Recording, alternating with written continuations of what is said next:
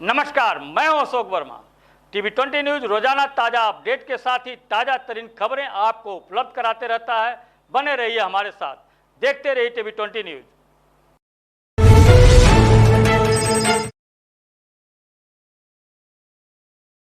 आज शनिवार को स्थानीय कोतवाली महाराजगंज परिसर में समाधान दिवस के दिन उप जिलाधिकारी सगड़ी राजीव रतन सिंह व थाना प्रभारी कमलकांत वर्मा ने राजस्व कर्मचारियों की उपस्थिति में जन सुनवाई की।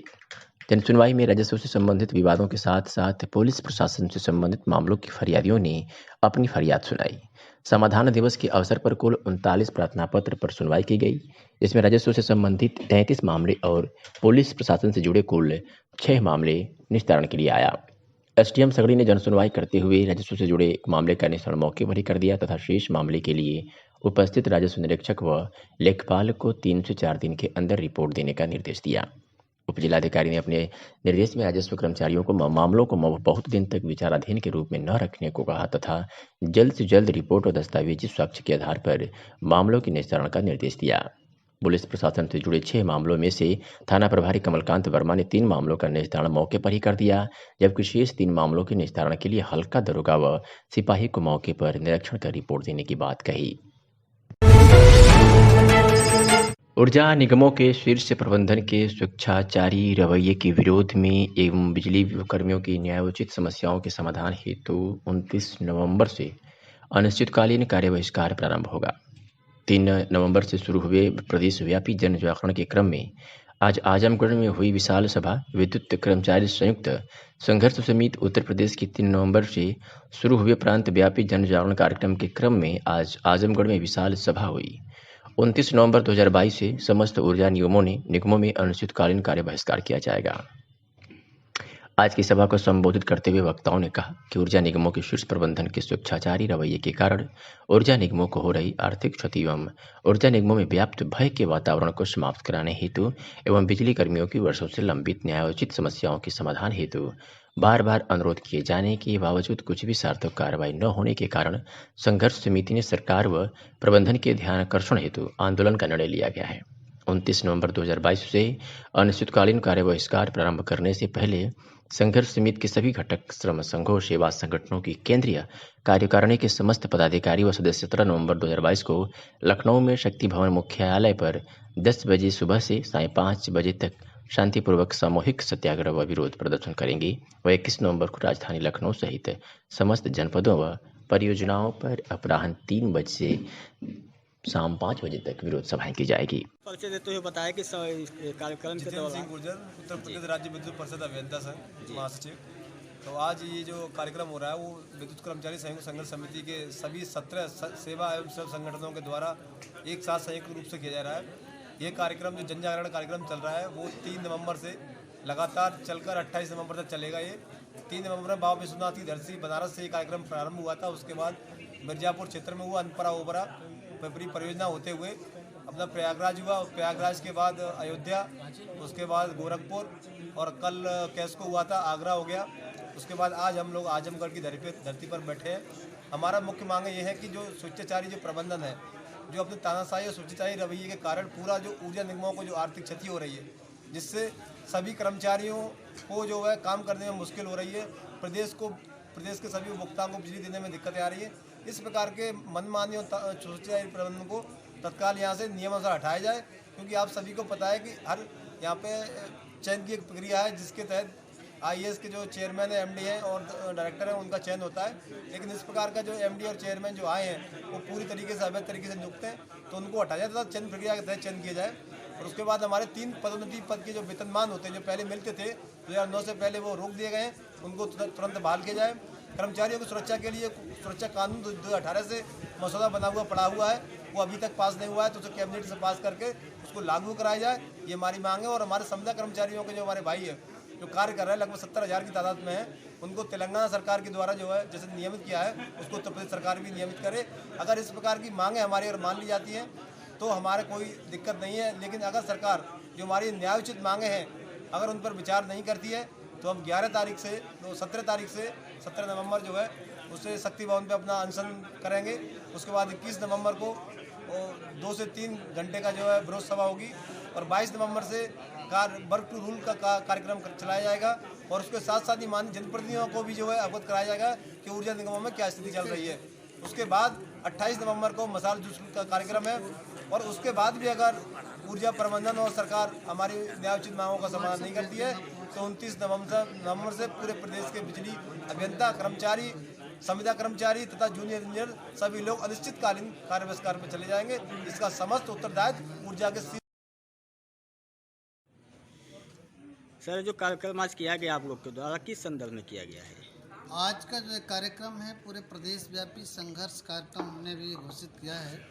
पूरे ऊर्जा क्षेत्र में आजकल जो है लोकतांत्रिक सरकार जो पूरे देश और दुनिया में एक भारत लोकतांत्रिक देश कहलाता है, उत्तर प्रदेश में ऊर्जा क्षेत्र में लोकतंत्र का पूरी तरह हनन हो रहा है। बिजली के कर्मचारी, अधिकारी, अभियंताओं के साथ लगातार अनाचार, अन्याय और उनकी सेवा शर्तों में गिरावट करके उनकी उत्पीड़न की कार्रवाइयाँ चरम पर हैं। इसके साथ ही जो उत्तर प्रदेश के आम उपभोक्ताओं को बेहतर उपभोक्ता सेवा के लिए व्यवस्था संचालन के लिए मनी मटेरियल इत्यादि चाहिए, इन सब का घोर अभाव है। इन हालात में कार्य की जो दक्षता लगातार गिरावट हो रही है।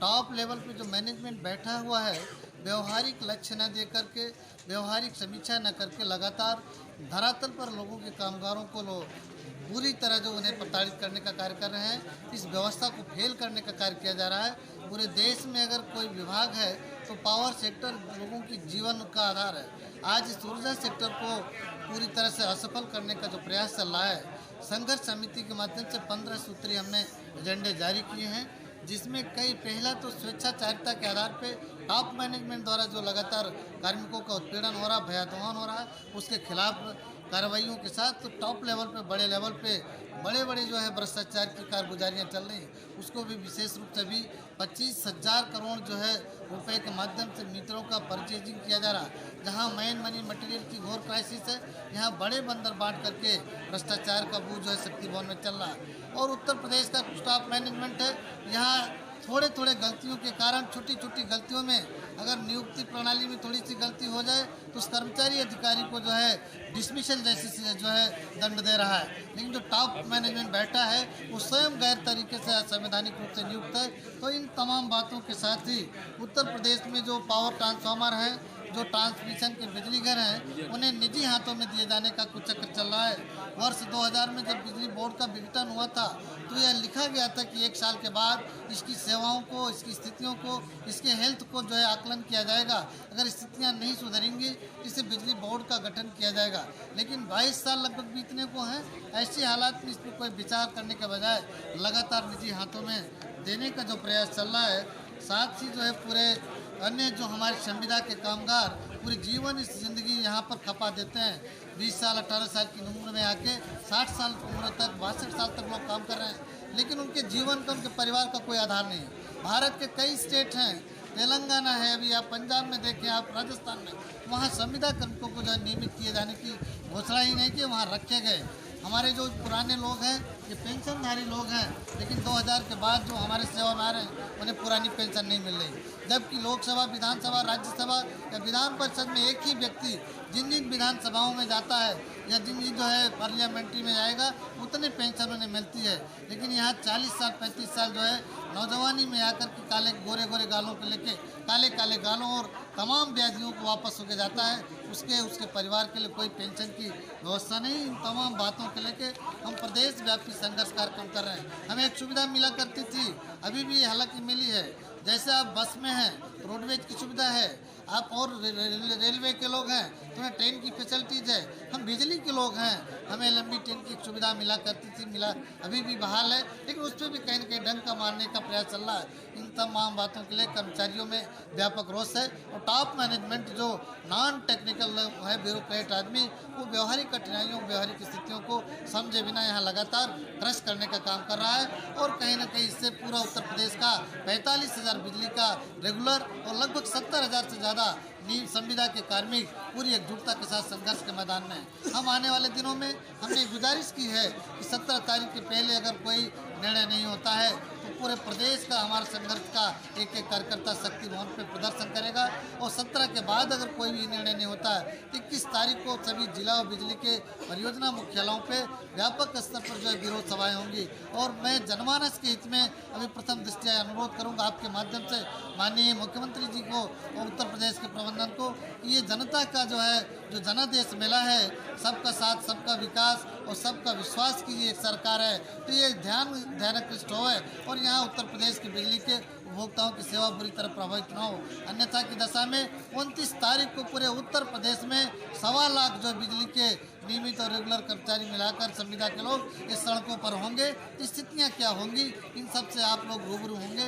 मैं उत्तर प्रदेश के यशस्वी मुख्यमंत्री माननीय श्री योगी आदित्यनाथ जी, उत्तर प्रदेश के जो मुख्य सचिव और सरकार और प्रशासन से यही अपील करने आया हूँ, अपने लोगों से भी अपील करने आया हूँ कि आप जनता के प्रति हितैषी हैं, जनता से बेहतर संवाद करें।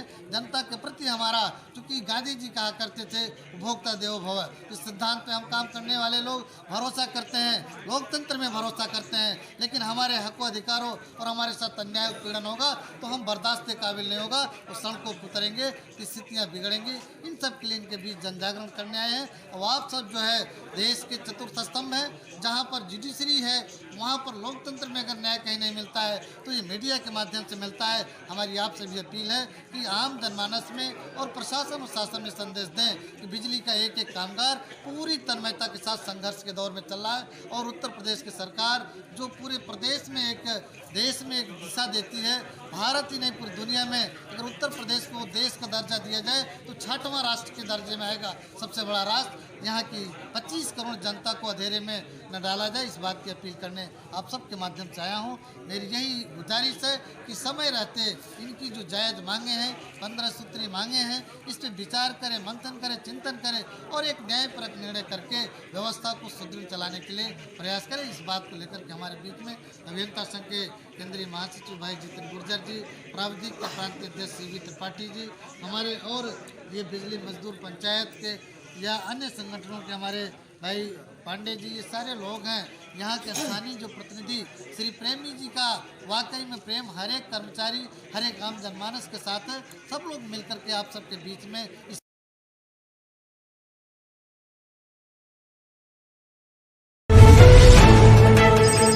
मेहनगर में एसडीएम ने शनिवार को सुबह करीब 7:45 बजे कस्बे के 9 दुकानदारों के यहाँ छापेमारी कर 3 किलो पॉलीथीन जब्त कर 25,000 रुपये का जुर्माना लगाया। साथ ही साफ सफाई व्यवस्था को परखा, जिससे दुकानदारों व सफाई कर्मचारियों में हड़कंप रहा। बता दें कि सिंगल यूज प्लास्टिक प्रतिबंध का दुकानदारों पर कोई असर नहीं है। बाजारों में धड़ल्ले से दुकानदार इस्तेमाल कर रहे हैं। सिंगल यूज प्लास्टिक से बढ़ते प्रदूषण को लेकर केंद्र सरकार उस पर प्रतिबंध लगाने के लिए निर्देशित किया है। यह प्रतिबंध पिछले 1 जुलाई से देश भर में लागू किया जाना है।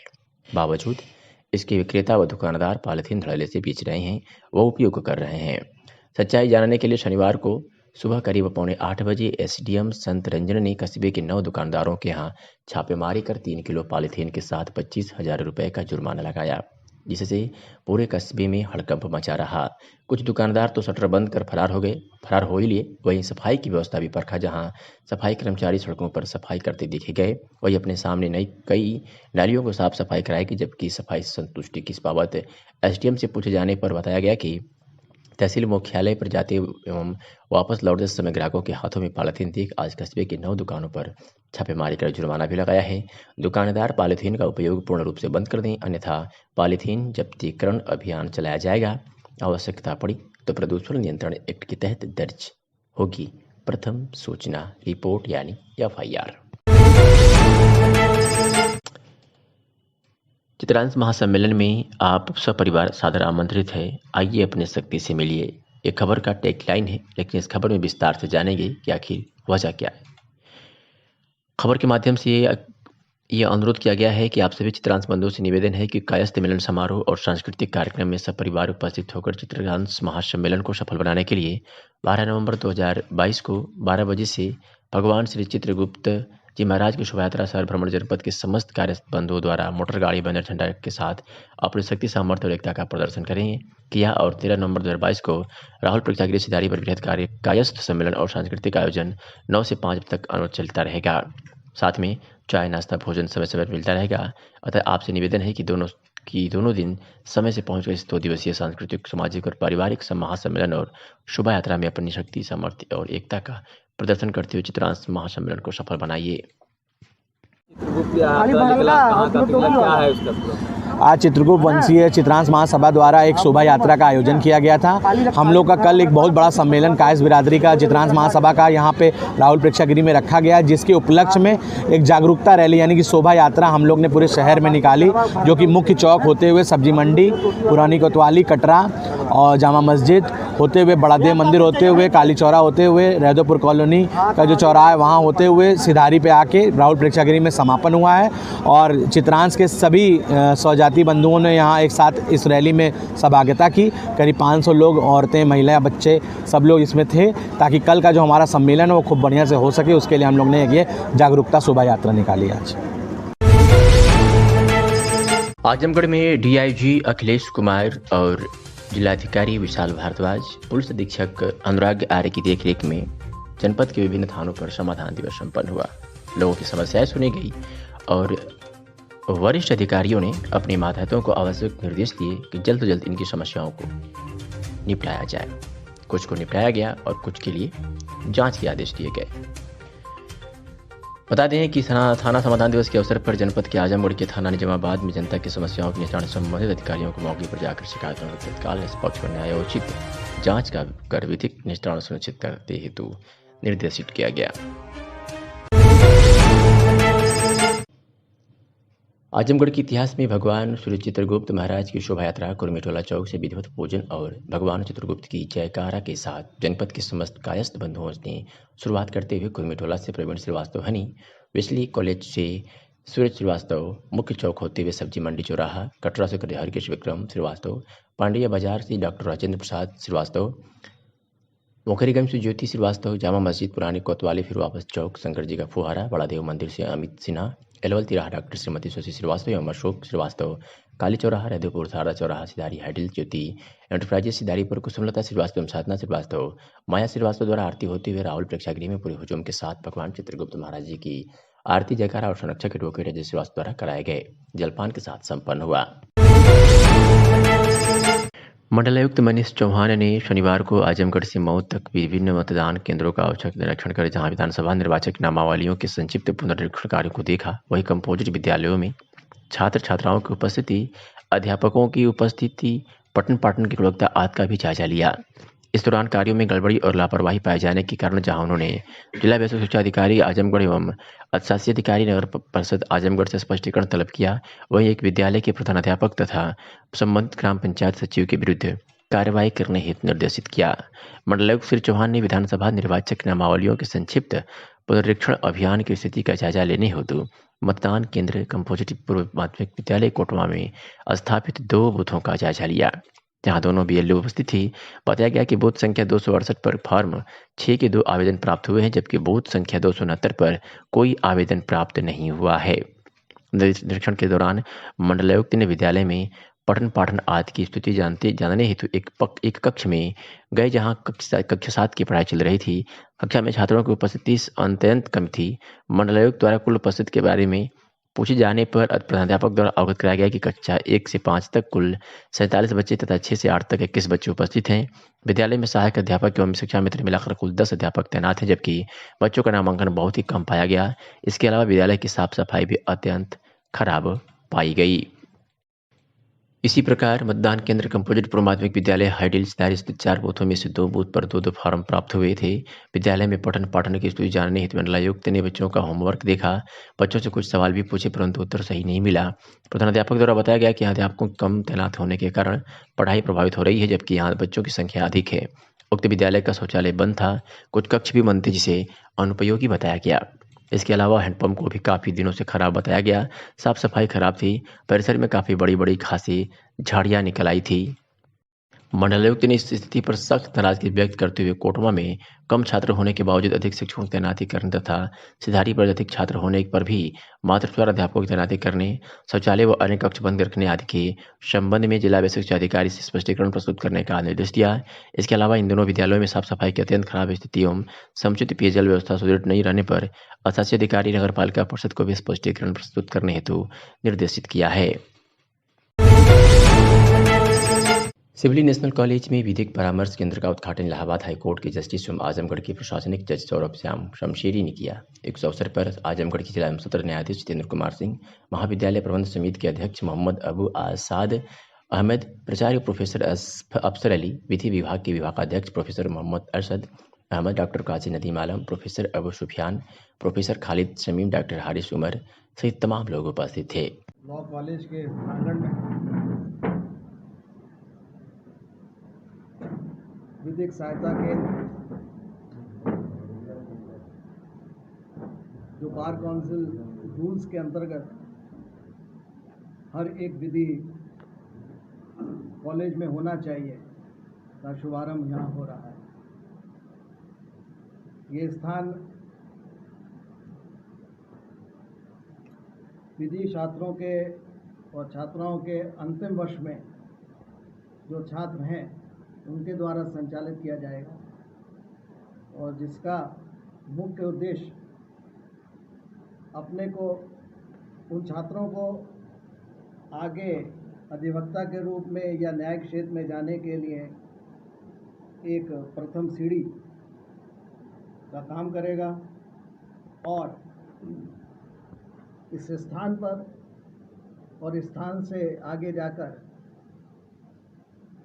विधि की प्रारंभिक प्रारूपों को समाज में बताया जा सकेगा। जो छोटे छोटे हक अधिकार भारत के हर नागरिक को हैं, इसके माध्यम से उन तक जानकारी बताई जा सके। आपने राष्ट्रीय लोक अदालत का उद्घाटन किया, उसके बारे में कुछ कहना चाहते हैं? न्यायिक क्षेत्र का सबसे बड़ा त्यौहार राष्ट्रीय लोक अदालत है, जहां न्यायालय के लंबे समय तक विधि के अलग अलग प्रारूपों और प्रोविजंस से बचते हुए जल्द से जल्द न्याय मिल जाए, वो भी आपस में समझौता करके उस दृष्टि की ओर से काम करने के लिए लोक अदालत का आयोजन किया जाता है। आजमगढ़ में पिछले वर्ष इसी वर्ष जो पिछली लोक अदालत हुई थी उसमें भी बहुत बड़े नंबर संख्या में वाद निस्तारण हुए थे और आज भी यहाँ के जिला जज और सभी न्यायिक परिवार के सदस्यों से ये कोशिश करी जा रही है कि उससे भी ज़्यादा वाद लोक अदालत के रूप में निस्तारित किया जा सके।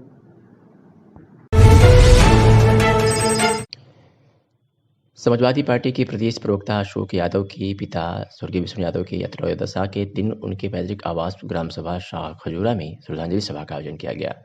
श्रद्धांजलि सभा में स्वर्गीय विष्णु यादव के व्यक्तित्व व कृतित्व पर व्यापक चर्चा की गई। समाजवादी पार्टी के जनपद के विधायक, नेता व कार्यकर्ता के साथ अन्य दलों के भी नेता उपस्थित रहे। श्रद्धांजलि सभा को संबोधित करते हुए पूर्व मंत्री दुर्गा प्रसाद यादव ने कहा कि विष्णु यादव का जीवन संघर्षों से भरा रहा। इस अवसर पर विधायक मुबारकपुर अखिलेश यादव, नफीस अहमद, पूर्व मंत्री विद्या चौधरी, रामदुल्ला राजभर, नंदकिशोर यादव, आजमगढ़ नगर पालिका चेयरमैन प्रतिनिधि हनी श्रीवास्तव, हरिश्चंद यादव, नवीन अस्थाना, शैलेंद्र यादव, हरिलाल यादव, गुड्डू तिवारी, सौरभ उपाध्याय समेत हजारों की संख्या में सम्मानित आम जनमानस उपस्थित रहा। शासन के निर्देश पर माह के दूसरे शनिवार को थाना परिसर में समाधान दिवस का आयोजन किया गया। इसमें अपनी समस्या लेकर पहुंचे फरियादियों की काफी भीड़ रही और अतिक्रमण व जमीन से संबंधित विवादों की भरमार रही। उपस्थित अधिकारियों ने समस्याओं के त्वरित निस्तारण का लोगों को भरोसा दिलाया। थाना परिसर में समाधान दिवस का आयोजन नायब तहसीलदार धर्मेंद्र सिंह की अध्यक्षता में हुआ। नायब तहसीलदार ने राजस्व कर्मियों को विवादित मामलों के निस्तारण के लिए निर्देशित किया। सहायक चकबंदी अधिकारी संजय दुबे भी उपस्थित रहे। समाधान दिवस पर मौके पर 20 प्रार्थना पत्र पढ़े, जिसमें से एक प्रार्थना पत्र पुलिस संबंधित था जो संबंधित पुलिसकर्मियों को जांच से दिया गया। 19 प्रार्थना पत्र राजस्व संबंधित था जो कि राजस्व निरीक्षक को निस्तारण करने के लिए ग्रसित किया गया। नायब तहसीलदार धर्मेंद्र सिंह ने बताया कि जो भी मामले प्रकाश में आए हैं उसका मौके पर भी निस्तारण किया गया है। कुछ मामले राजस्व संबंधित है जिसको संबंधित लेखपाल को जल्द से जल्द निस्तारण करने के लिए आदेश दिया गया है। इस मौके पर थाना प्रभारी नदीम अहमद फरीदी, उप निरीक्षक यशवंत सिंह, प्रभात कुमार पाठक, राजस्व विभाग की टीम मौजूद रही। आइए सुनाते हैं कि नायब तहसीलदार धर्मेंद्र सिंह ने क्या कुछ कहा। थाना पे समाधान दिवस का आयोजन हुआ था, इसके हम कहीं कितने बजे चल रहा है और कैसे कैसे निस्तारण किया गया इसके बाद। यहाँ पे जो एप्लीकेशन आई थाना दिवस पे, आज हमारे जो एसओ साहब और नायब तहसीलदार बुढ़नपुर के नेतृत्व में जो है यहाँ थाना दिवस आयोजन हुआ था, जिसमें विभिन्न प्रकार के जो इस अतरौलिया थाना से संबंध में जितनी राजस्व से और भी उससे थी, जैसे कोई विवाद था जो थाने से संबंधित था, उसका मिलकर यहाँ निस्तारण किया गया। काफ़ी एप्लीकेशनों का निस्तारण तत्काल में हो गया। कम से कम 5 एप्लीकेशन ऐसी आई थी जो तत्काल में यही निस्तारित कर दी गई हैं। बाकी जो है उनका राजस्व टीम और संयुक्त थाने के जो सिपाही हैं उनके माध्यम से जो है उसका निस्तारण किया जाएगा। आजमगढ़ में हवाई अड्डा बनाने के लिए किसानों की जमीन जबरन लिए जाने के विरोध में आज 31वां दिन आंदोलन और संघर्ष जारी है। इस संघर्ष में समर्थक शुरू से ही किसानों को उनकी जमीन से खदेड़कर अथवा कानून बनाकर खेती में कारपोरेट दखल बढ़ाकर किसानों की दुनिया का उपनिवेशीकरण किया जा रहा है, ये कहना है लालजीत क्रांतिकारी का। उन्होंने भी कहा कि जमीन पर होने वाले सबसे प्रमुख काम खेती है और साथ में आवास, इसलिए जमीन संबंधित किसी भी निर्णय में गाँव वालों की सहमति अनिवार्य होनी चाहिए।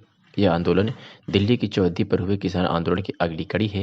यह विस्थापन के विरोध में हुए आंदोलन का हिस्सा है। इस दृष्टि से देखें तो यह एक किस्म का आज़ादी का आंदोलन है। उपनिवेशीकरण के विरोध में आंदोलनों को और क्या कहेंगे। गाँव वालों के ज्ञान और प्रशासन की उनकी अपनी सोच पर रचनात्मक बहस की जानी चाहिए।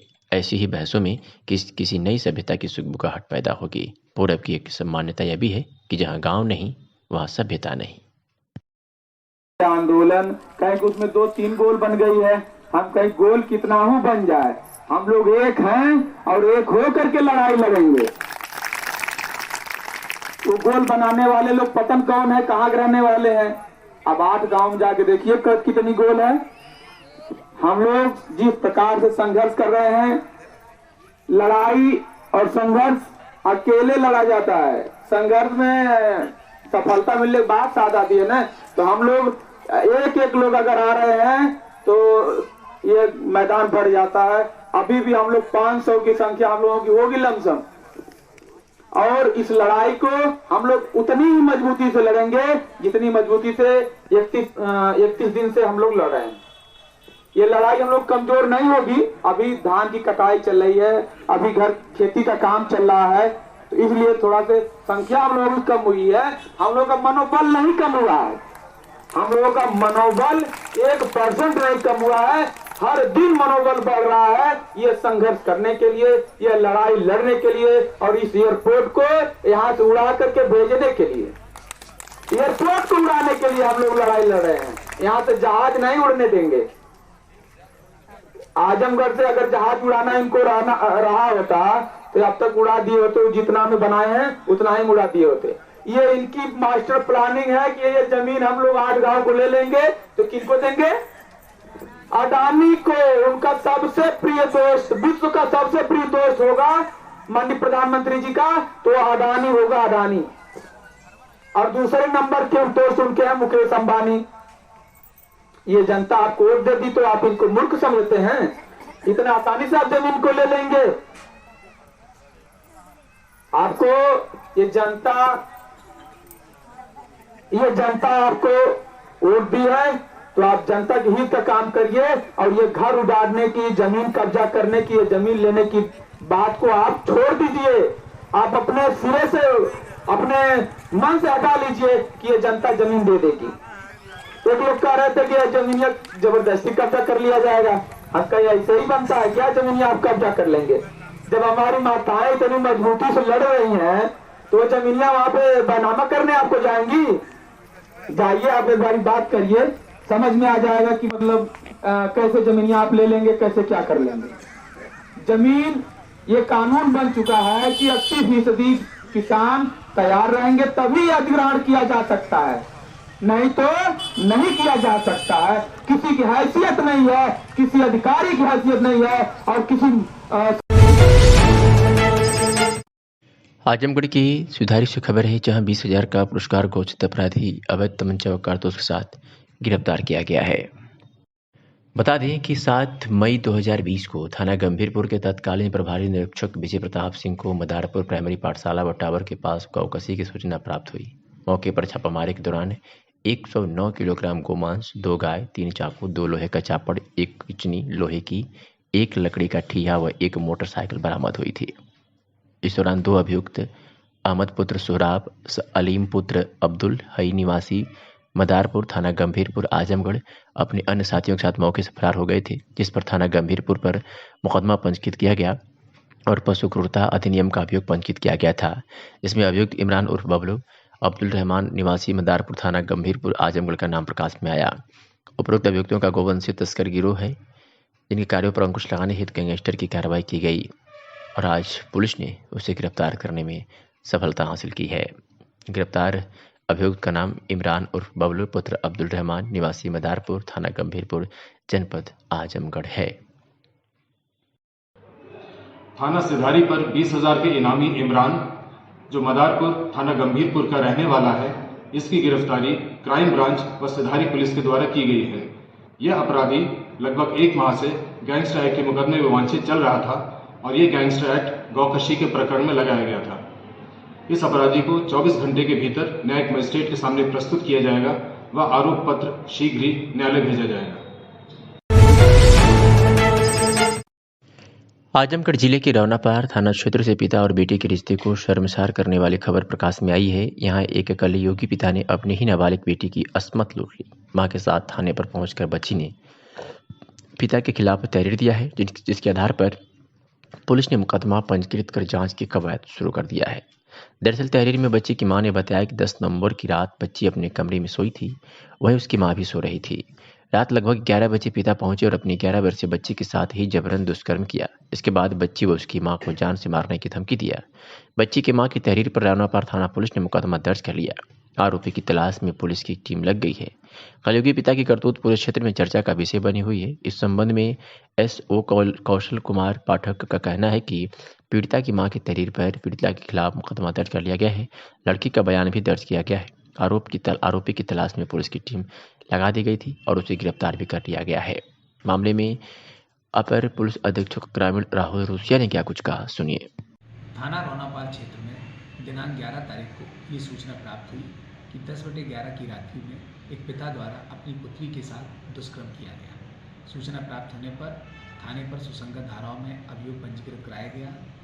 सभी संबंधित के बयान लिए गए और उसमें तत्काल ही अभियुक्त की गिरफ्तारी की गई और आज अभियुक्त को माननीय न्यायालय के समक्ष प्रस्तुत किया जाना है। इसमें समस्त विधिक कार्रवाइयाँ शीघ्र ही और पूर्ण कर ली जाएंगी।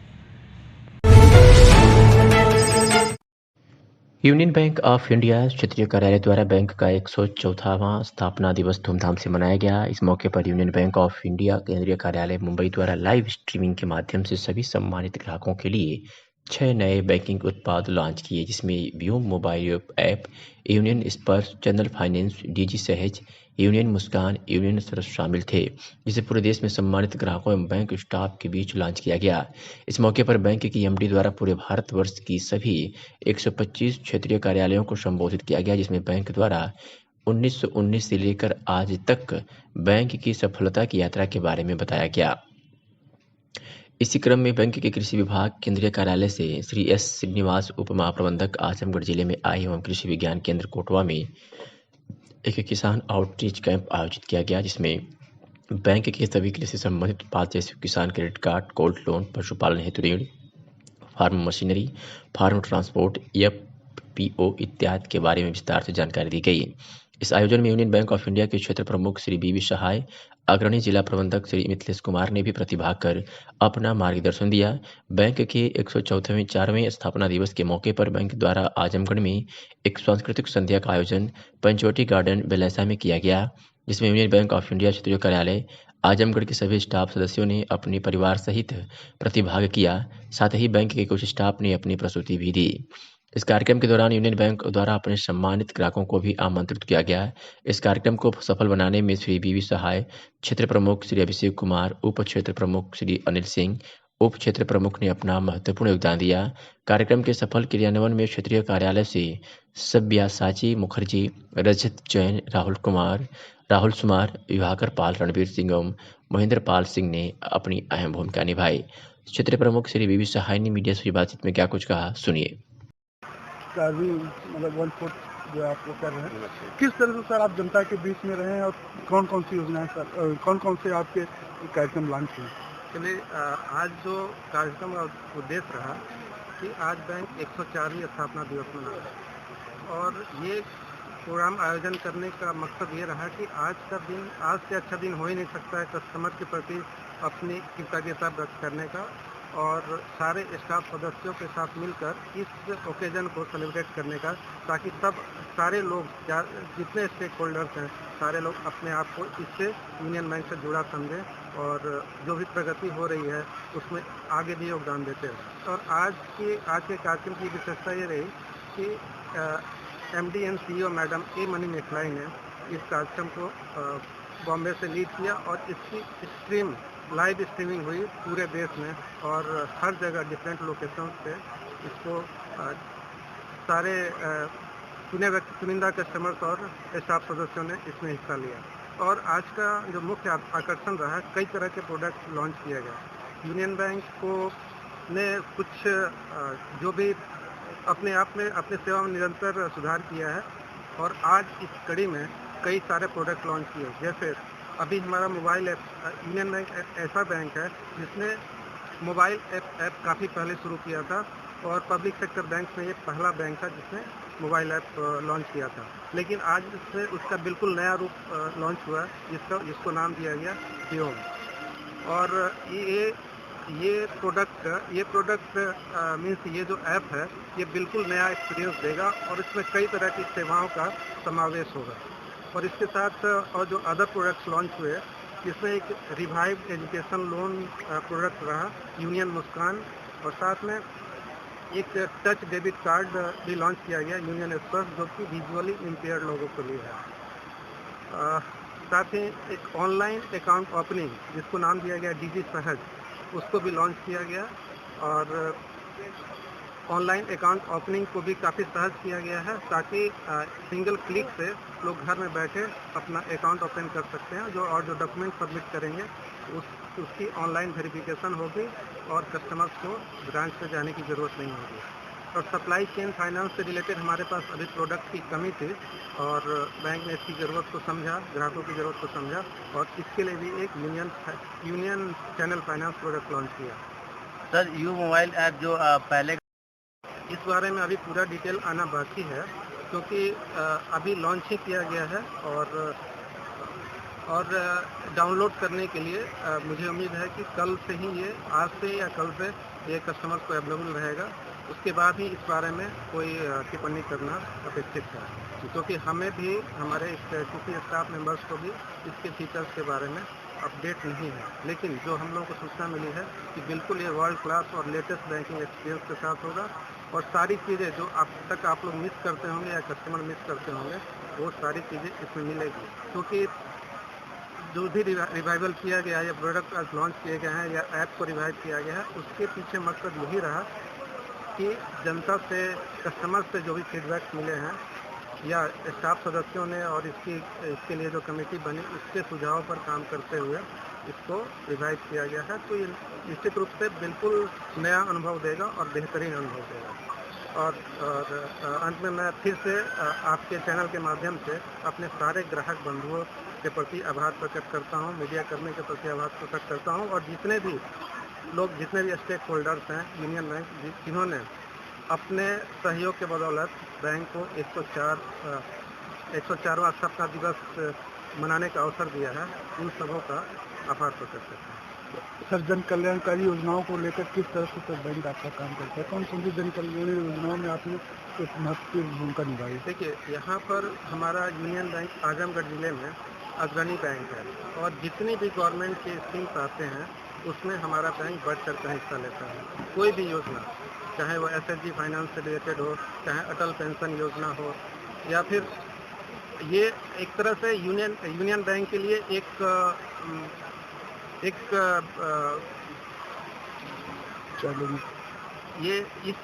क्योंकि यहाँ के जो भी एक्सपीरियंस आते हैं वो पूरे बैंक को अपने प्रोडक्ट को रीडिज़ाइन करने में काफ़ी योगदान देते हैं। और ऐसा कोई प्रोडक्ट नहीं है, आपकी ज़रूरत किस तरह की है, आप चाहे वो कस्टमर की ज़रूरत हो या बैंक इसको समझता है कि अदर क्षेत्र में अदर बैंक किसी प्रोडक्ट में अच्छा कर रहे हैं और कस्टमर की ज़रूरत को बेहतर ढंग से पूरा कर रहे हैं, तो समय के साथ सारे प्रोडक्ट्स हमारे पास अवेलेबल होते हैं। और जन कल्याण योजनाओं पर, खासकर हमारे लीड डिस्ट्रिक्ट में बैंक ने बहुत सारी योजनाओं पर काम किया है और आगे भी करता रहेगा।